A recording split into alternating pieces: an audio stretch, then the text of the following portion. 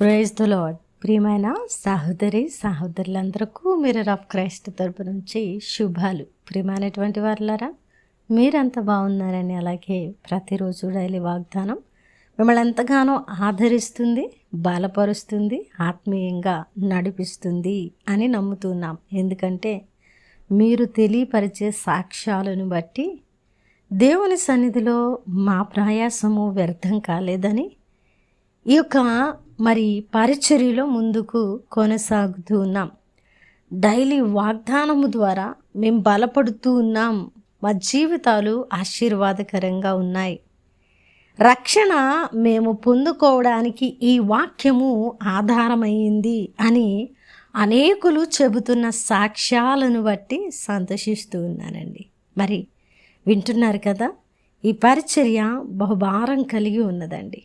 అనేకులకు మీ వంతుగా ఈ వాక్యాన్ని తెలియపరచండి. అలాగే భారభరితమైన ఈ పరిచర్యలో సహకారులుగా ఉండండి. ఆ సహకారుల పేరులు జీవ గ్రంథంలో వ్రాయబడి ఉన్నాయని లేఖనాలు సెలవిస్తున్నాయి. ఈ మిర్రర్ ఆఫ్ క్రైస్ట్లో మీరు సహకారులుగా ఉంటే మీరు మీ కుటుంబాలు ఫలిస్తాయి అని చెప్పడానికి సంతోషిస్తున్నాను. ఈరోజు దేవుడు మనతో మాట్లాడుతున్న బలమైన వాగ్దానాన్ని ధ్యానం చేసి మన జీవితంలో పెట్టుకుని ఫలించే వారముగా ఉందాం. ఫిలిప్పీయులకు రాసిన పత్రిక 4వ అధ్యాయము 13వ వచనము. నన్ను బలపరుచు వాని అందే నేను సమస్తమును చేయగలను. దేవుని నామానికి మహిమ కలుగునుగాక. ప్రియ సహోదరుడా, భక్తుడు అద్భుతమైన విశ్వాసముతో ఈ మాటను ప్రస్తావిస్తూ ఉన్నాడు. నన్ను బలపరుచు వాని అందే. ప్రియమైనటువంటి వారన్నారా, ఈ లోక యాత్రలో బలహీనులము మనము. ఈ లోక యాత్రలో ఎన్నో సమస్యలు, ఎన్నో వ్యతిరేకతలు గుండా నడుస్తున్న జీవితాలు మనవి. అయితే ఆ బలహీనమైనటువంటి పరిస్థితుల్లో మనల్ని బలపరిచేది ఎవరంటే అద్వితీయమైనటువంటి దేవుడు, శక్తి కలిగిన వాడు, మన కంటికి కనిపించని ఆత్మీయ నడిపింపు కలిగిన దైవశక్తి. అదే మన దేవుడు. కాబట్టి ఆయన మనల్ని బలపరుస్తూ నడిపిస్తూ ఉన్నారు. కాబట్టి మనము బలపరచబడుటయందు సమస్తమును చేయగలుగుతూ ఉన్నాం. ఈ మాట విశ్వాసపూర్వకంగా భక్తుడు నమ్మాడు, పలికాడు. ఆ విధంగా ఆ యొక్క బలహీనతల అన్నిటినీ జయించగలిగాడు, సమస్తమును చేయగలిగాడు.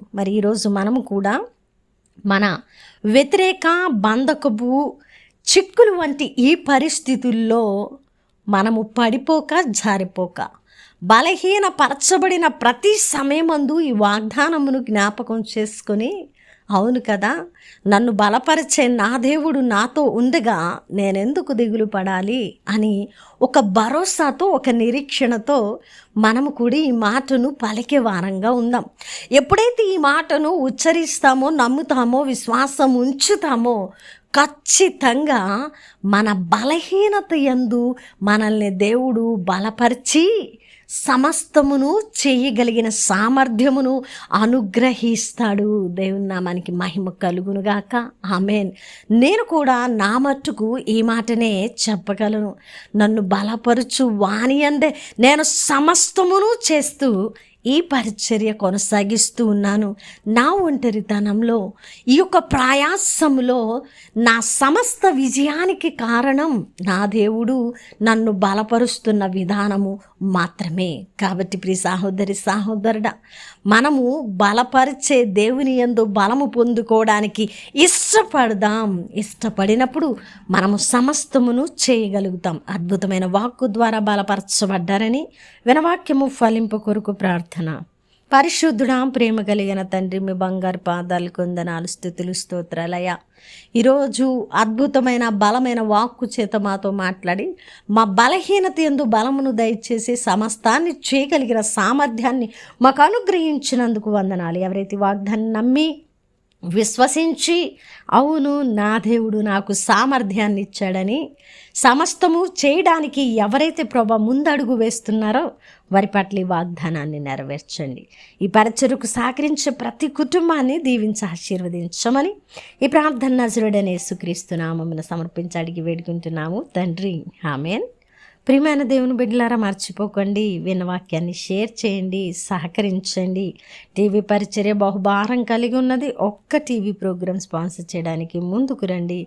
అనేక ఆత్మలు సంపాదించబడినప్పుడు ఆ ఫలాన్ని మీరు తప్పక అనుభవిస్తారు. మీ కుటుంబాలు ఆశీర్వాదకరంగా ఉంటాయి. మరి పరలోక రాజ్యంలో మీ వంతుగా మీరు మీ ధనాన్ని సమకూర్చుకున్న వారిగా ఉంటారు. ఇంతకన్నా చెప్పడానికి ఏమీ లేదండి. మరి దేవుని పరిచర్యలో పాలిభాగస్తులకండి. దేవుని చిత్తమైతే మరలా కలుసుకుందాం. దేవుడు మేము దీవించును గాక. ఆమేన్.